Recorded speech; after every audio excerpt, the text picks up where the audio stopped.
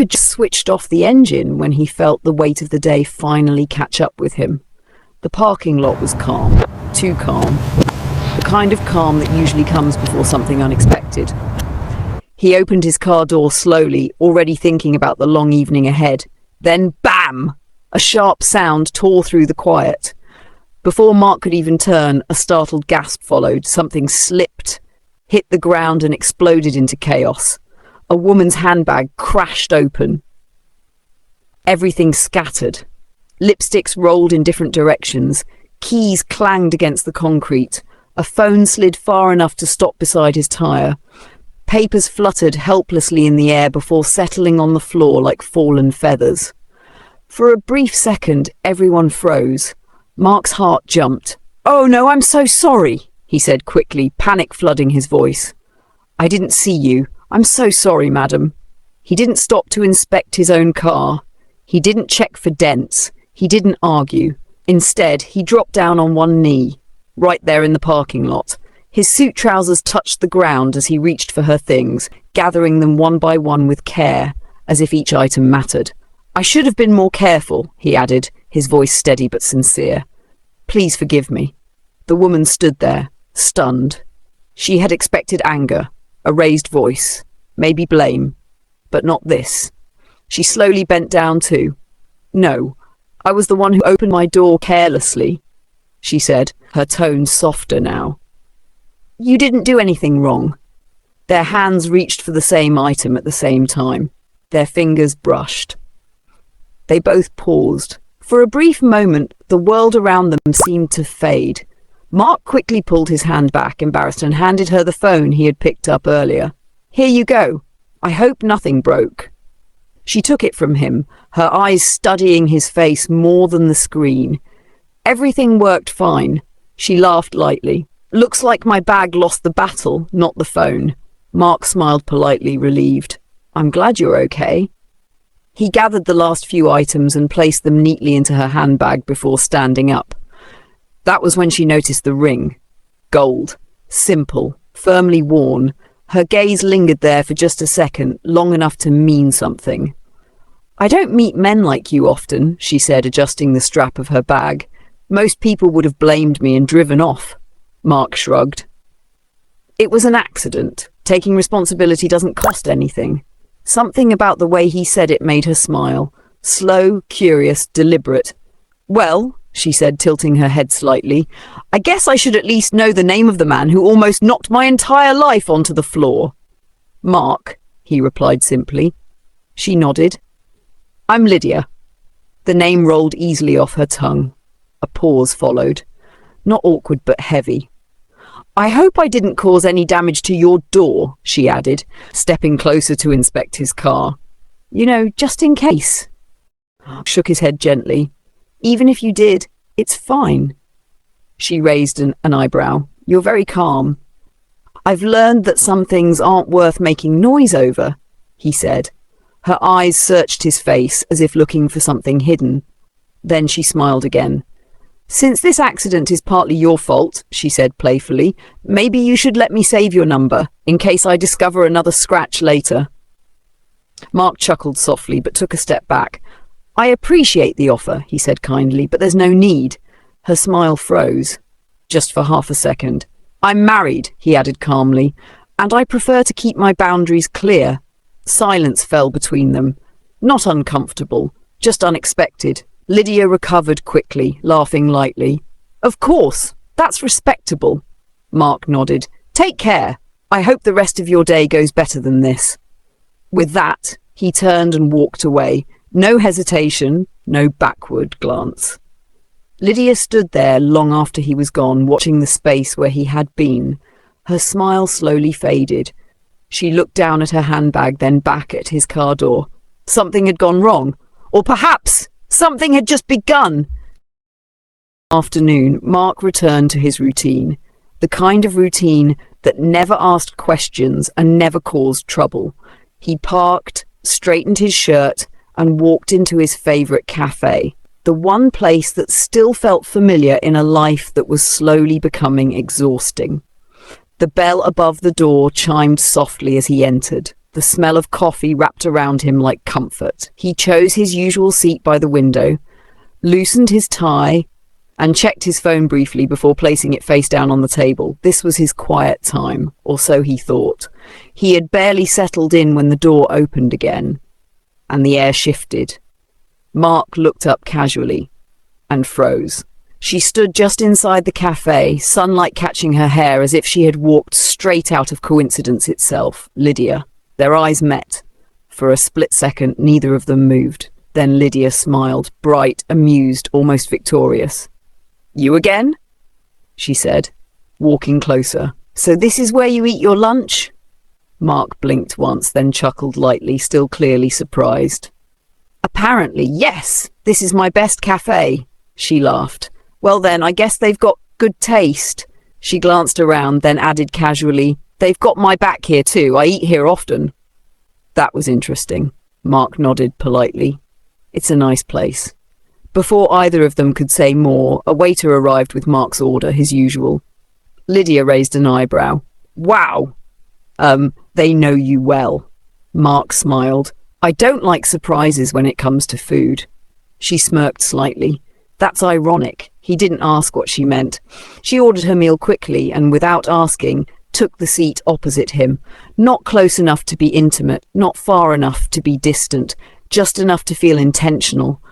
They ate in silence for a few moments, the kind of silence that wasn't awkward but observant. "So," Lydia finally said, twirling her fork lightly, "what do you do?" "Mark, who takes responsibility?" He smiled faintly. "I work in project management. Long hours, too many meetings," she laughed. "Sounds stressful." "It is," she sighed dramatically. "Lucky you, at least you sound fulfilled." He looked up.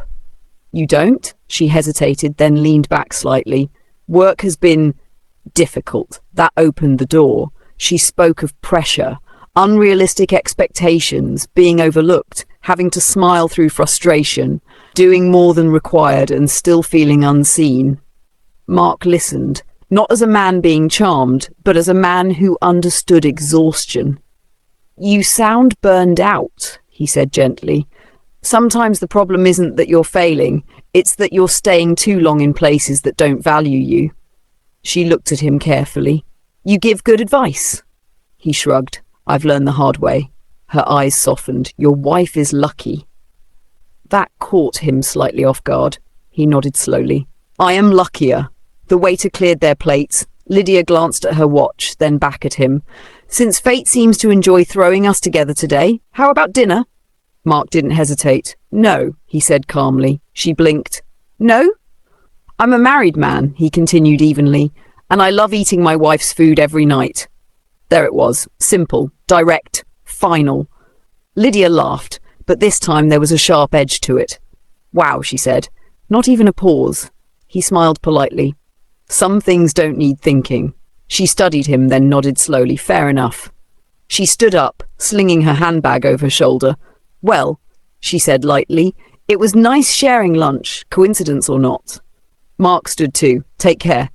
She took 2 steps away, then turned back. "You're very disciplined, Mark," she said.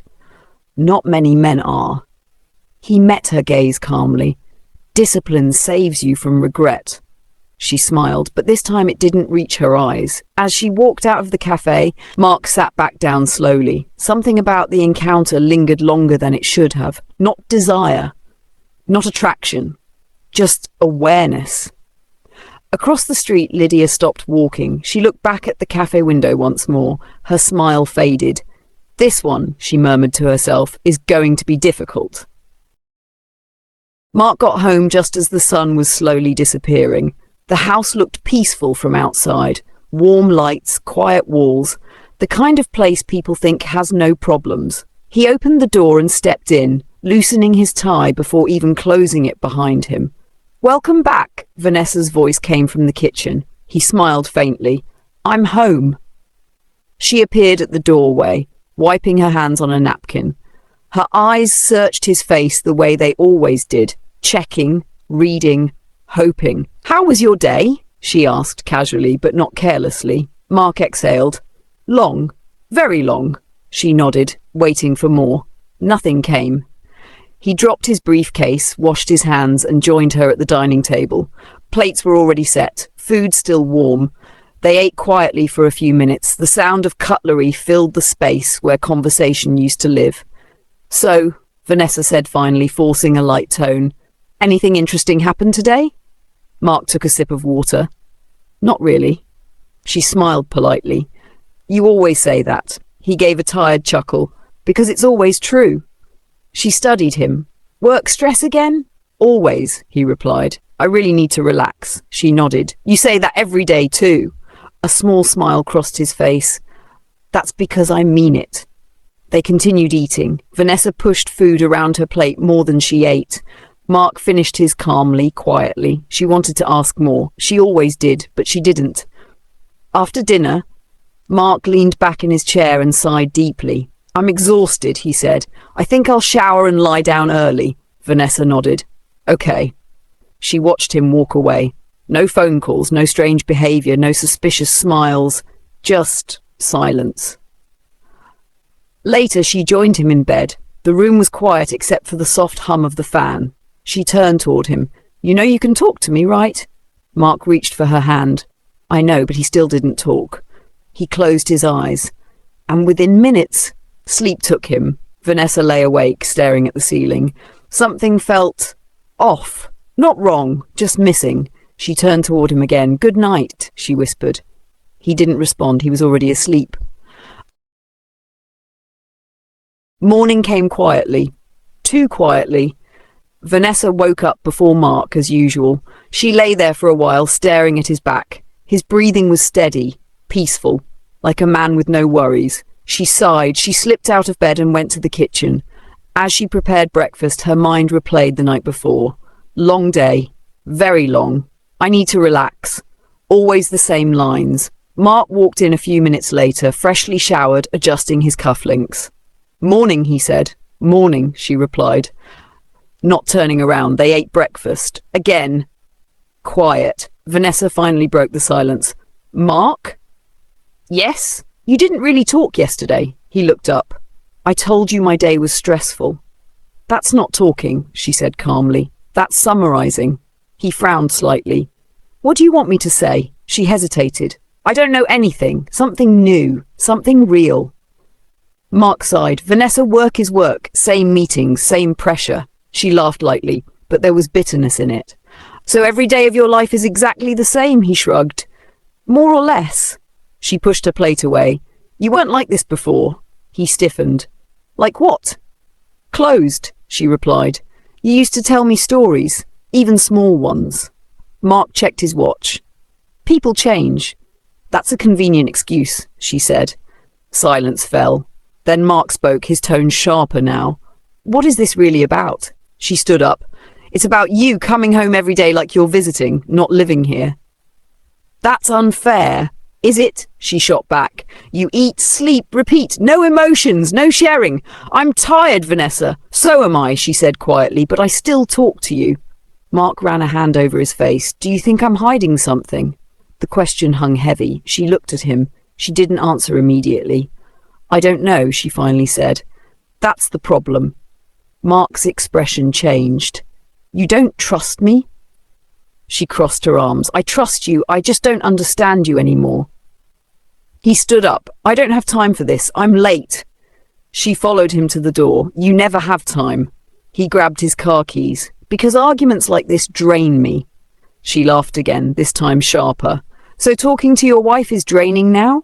He paused, then softer. "I didn't say that." "But you meant it," she replied from the door. "We'll talk later." "You always say that," she said. He didn't turn back. The door closed. Vanessa stood there, staring at the door. Her chest felt tight. She sat back down slowly. Her phone buzzed. She looked at the screen. Nothing important. She locked it again. Later that afternoon, she sat alone in the living room, replaying every word of the morning fight.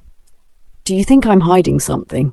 She didn't want to think that, but the question wouldn't leave her. That night, Mark came home late. No apology, no explanation. Just tired eyes. Dinner was quieter than usual. Vanessa finally spoke. "You came back late." "Work," he replied. She nodded slowly. Of course. He noticed her tone. You're still upset? She looked at him. I'm tired of pretending I'm not. Mark sighed deeply. Vanessa, I love you, but I can't fight every day. She stared at him, then stopped disappearing emotionally. That hit him. He stood up abruptly. I need air. She watched him walk out to the balcony. This time she didn't follow. Inside, she whispered to herself, I just want my husband back. Outside, Mark leaned against the railing, phone in hand. A message notification flashed. He looked at it, then locked the screen without replying. Mark didn't say a word when he came inside. He walked straight from the balcony into the bedroom, dropped his phone on the bedside table, pulled off his shirt and lay down like a man whose body was present but whose mind was far away. Within minutes, sleep carried him off. Deep, heavy, careless sleep. Vanessa came in later. The room was quiet, too quiet. She stood there for a moment, watching him sleep. His face was calm, peaceful, like nothing in the world was wrong. She sat on the edge of the bed. Her eyes drifted, without permission, without planning, to the phone. She told herself she wouldn't touch it. She told herself trust mattered. She told herself she was just tired. But her hand moved anyway. She picked it up. The screen lit up. No password. That alone made her pause. Of course, she whispered.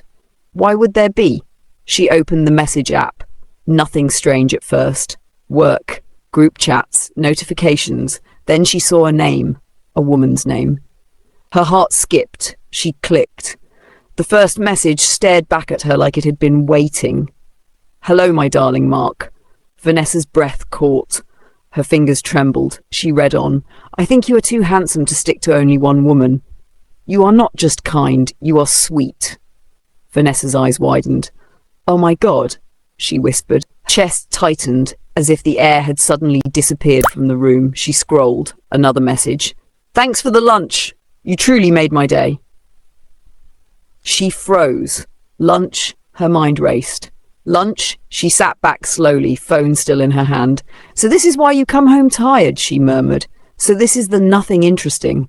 She looked at Mark. He didn't move, didn't flinch, didn't know his phone had just spoken louder than he ever had. Her lips curved into a sad, sarcastic smile. Wow, she whispered. You even eat outside now with another woman. Her hands shook as she locked the phone and gently placed it back where it was, exactly how she found it. Careful, precise, like a woman trying not to wake a snake. She lay down beside him, but sleep didn't come. Her eyes were wide open, fixed on the ceiling. Her thoughts screamed. Darling, handsome, lunch. So he's dating someone, she whispered to the darkness, and coming home to eat my food like nothing happened. Mark shifted slightly in his sleep. She turned to look at him. How long? She thought. How long have you been lying so calmly? Tears gathered but didn't fall. She refused to cry. Not yet. She turned her back to him. The room felt smaller, colder. The fan hummed uselessly above them. Vanessa lay there staring at nothing, listening to the ticking of the clock. Waiting. Waiting for morning. Waiting for answers. Waiting for daylight to confirm the nightmare she had just read on a glowing screen. Morning came, but peace didn't. Mark woke up feeling something heavy in the air. The room felt different, quiet in a way that hurt. He turned and saw Vanessa sitting upright on the bed, already dressed. Her eyes were red, not swollen. Red like someone who had cried without allowing the tears to fall. Good morning, he said gently. She didn't respond. Vanessa? She laughed suddenly, a sharp, broken laugh. Good morning? She repeated. Is that what you call this? Mark sat up. What's wrong? She stood up so fast the chair beside the bed almost fell. What's wrong? She repeated loudly. You still have the confidence to ask me that? He frowned. Vanessa, please. She cut him off. Do you remember how we used to be? She cried, tears finally breaking free. We used to talk for hours, chat, laugh, run around like foolish children. You couldn't go a day without calling me. She pointed at him. You used to play with me, tease me, look at me like I was your whole world. Her voice cracked. Now look at you. Mark stood up slowly. Vanessa, calm down, she scoffed. Calm down? You're dating someone and you want me to calm down? His eyes widened. Dating who? She grabbed his phone from the table and shoved it toward him. Read it yourself. Mark stared at the screen. The messages, his expression changed, not to guilt but confusion. Vanessa, he said firmly, nothing is happening. She laughed bitterly. Ah! So, darling is nothing now. He rubbed his face. Let me explain. She folded her arms. I'm listening. Mark took a deep breath. I had an accident, he said. I stepped out of my car. A woman hit my door. Her bag fell. That's how we met. Vanessa's tears slowed. We later ran into each other at a cafe, he continued. By coincidence. Coincidence, she repeated slowly. Yes, he insisted. We ate lunch, talked about work, that's all. Her voice dropped. So you buy lunch for strangers now? Mark sighed. I didn't plan it, and I told her clearly, I am married to a wonderful being. Vanessa stared at him. A wonderful being, she echoed. Yes, he said sincerely. You. Her eyes softened for just a second. Then anger returned. So you had the guts to buy lunch for someone, she snapped. But when last did you take me out? Mark opened his mouth. No answer came out. She nodded slowly. Exactly. She wiped her tears angrily. You think telling another woman you're married makes you loyal? She asked. What about me? When did I last feel chosen? Mark stepped closer. Vanessa, I never abandoned you. She pushed him away. You abandoned me emotionally, she cried. You come home tired, silent, empty. You eat, you sleep, you leave. Her voice broke again. I'm still here, Mark. I'm your wife. Silence filled the room. Mark looked at her for a long moment. Then he sighed deeply. You're right, he said quietly. I haven't tried enough. She looked away. I promise, he continued. I'll take you out, a full day. Just us. She laughed sadly. Forced promise. Still a promise, he said. She hesitated, then nodded. Fine. But her voice was cold. Don't make promises you can't keep. Mark nodded slowly. He reached for her hand. This time she didn't pull away, but she didn't squeeze back either. Later, Vanessa was smiling again. Not loudly, not freely, but enough to look like hope had returned. She stood in front of the mirror, slowly putting on her dress, a simple, beautiful one. The kind she used to wear when Mark couldn't keep his eyes off her. She adjusted her hair, stepped back, and nodded. Maybe today will be different, she whispered. The bed behind her was neatly made. Her shoes waited patiently on the floor. Her heart, though bruised, was trying again. Then her phone rang. Unknown number. She frowned. She almost ignored it. Almost. Hello? She said. A woman's voice came through. Cold, sharp, careless. Your husband is cheating on you. Vanessa froze. I will send you a flash message now, the voice continued. That's the address where you'll meet your husband's chick today. Vanessa's breath became uneven. If you miss this, the voice added calmly, you have lost your home. The call ended. Vanessa stared at the phone. Then the message came in. An address. Her smile disappeared, her drained of colour. So, he's still doing something behind me? She whispered. Her knees weakened. She sat on the bed slowly, then covered her mouth as tears rushed out freely. I trusted you, she cried softly. I trusted you. Her hands shook as she wiped her tears.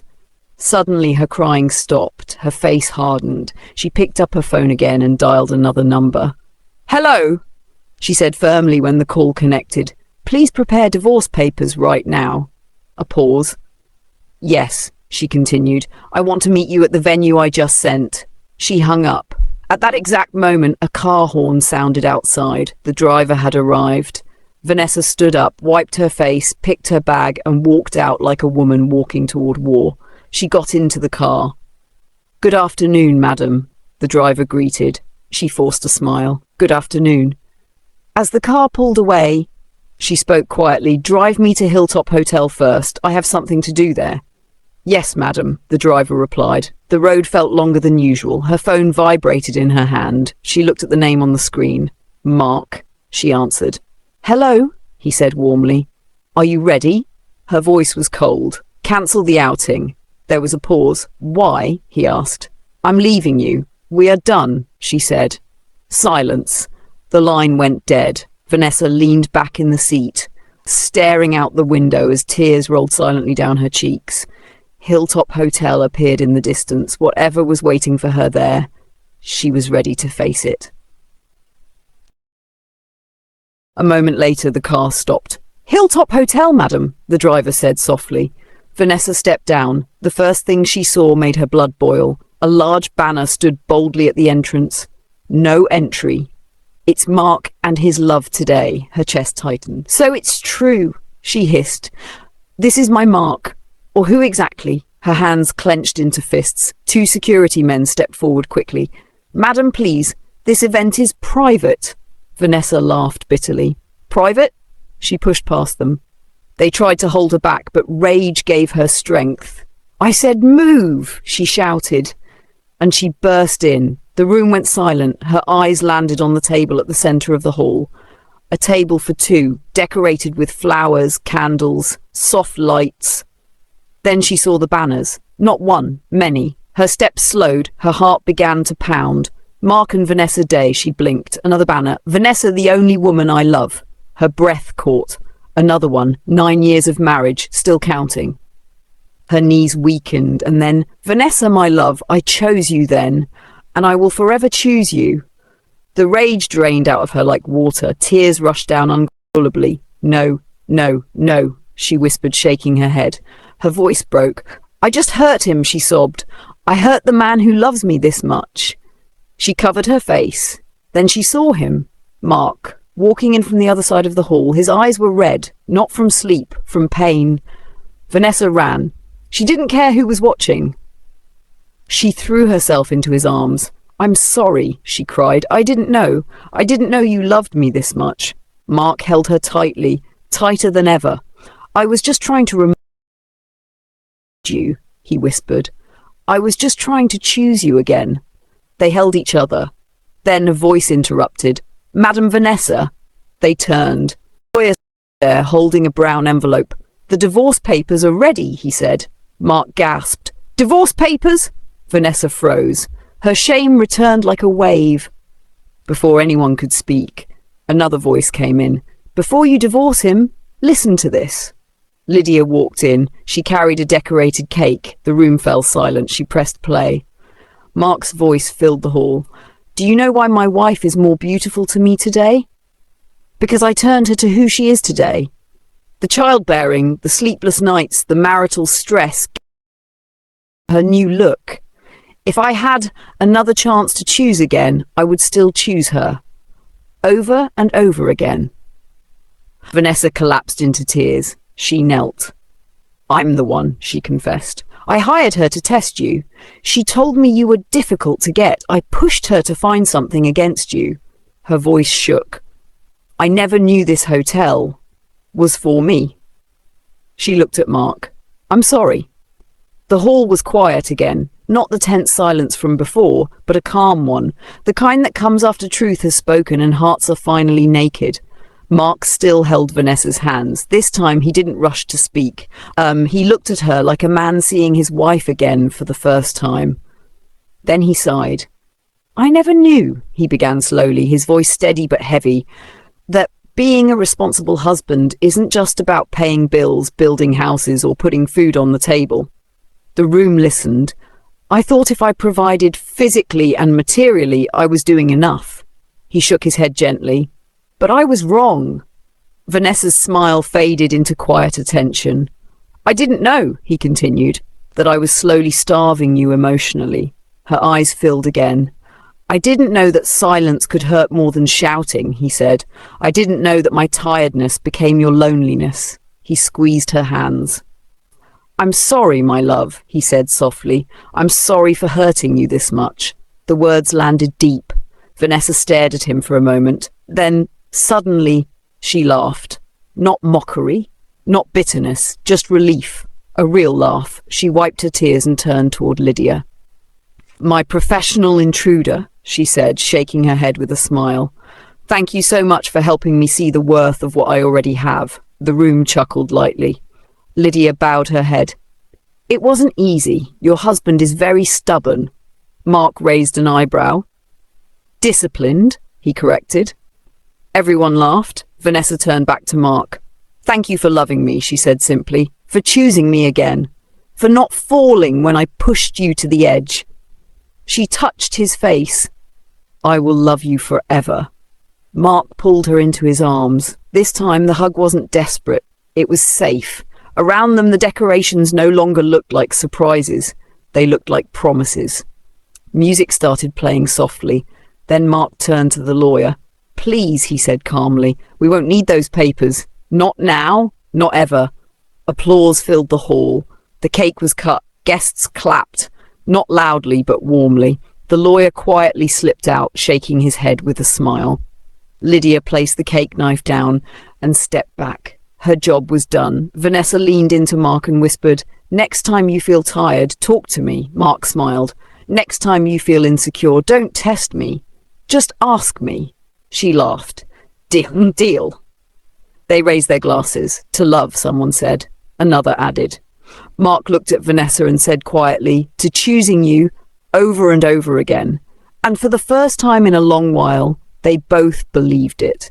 And surprisingly, love didn't end that day. It was renewed. Hello, my lovely viewers. Thank you so much for watching this story till the very end. If this story touched your heart, then it wasn't just a movie, it was a message. Moral lessons. Life has taught us something important today. Love is not only about providing money or material things. Emotional care matters just as much. Silence in marriage can be more dangerous than arguments. Don't test the one who loves you. Talk to them. Sometimes the problem is not cheating, it is misunderstanding. And most importantly, appreciation keeps love alive. Many homes are broken, not because love died, but because communication stopped. If this story moved you, please like this video, comment what lesson you learned, share it with someone who needs to hear this message. Subscribe and turn on notifications so you don't miss our next powerful story. Remember, love grows when we choose each other over and over again. Thank you for watching. Until next time, stay blessed, stay loving.